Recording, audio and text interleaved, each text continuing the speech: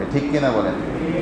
জিকির করেন লা ইলাহা ইল্লাল্লাহ, লা ইলাহা ইল্লাল্লাহ, লা ইলাহা ইল্লাল্লাহ, মুহাম্মাদুর রাসূলুল্লাহ।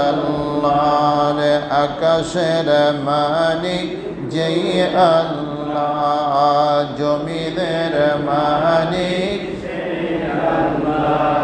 হায়াতের মালিক যেই আল্লাহ, ভাই মৌতের মালিক সেই আল্লাহ। লা ইলাহা ইল্লাল্লাহ, লা ইলাহা ইল্লাল্লাহ, লা ইলাহা ইল্লাল্লাহ, মুহাম্মদ রাসূলুল্লাহ। বলেন সাল্লাল্লাহু আলাইহি ওয়াসাল্লাম। তাহলে মুহররম মাস মুসলমানদের জন্য কিসের মাস?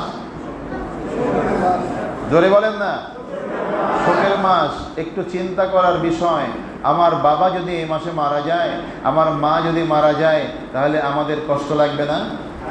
আমার ভাই যদি মারা যায় কষ্ট লাগবে না? তাহলে এটা তো শুধু মা আর বাবা ভাই ছোট বিষয়, এটা কি ছোট বিষয়? আর যিনি এই দিনে শহীদ হয়েছেন তিনি হচ্ছেন বিশ্বজাহানের সমস্ত মুমিন মুসলমানদের সর্দার, জান্নাতের সর্দার হযরত ইমাম হোসেন রাদিয়াল্লাহু তাআলা আনহু। তো তার এই শহীদ দিবসে যদি আমরা শোক পালন না করি, আমরা যদি এই মাসটা তার জন্য না কাঁদি, তাহলে আমরা কেমন মুসলমান? তো শোক পালন বলতে এই না, এখানে আমি বলি নাই, একজন আল্লাহর ওলি বলছেন যে শোক পালন বলতে এই না যে গান বাজনা করবে, গান বাজনা ঢোল চাকি বাজাইয়া তারপরে হাই হোসেন করে, আছে না অনেকে? এটা ইসলামে জায়েজ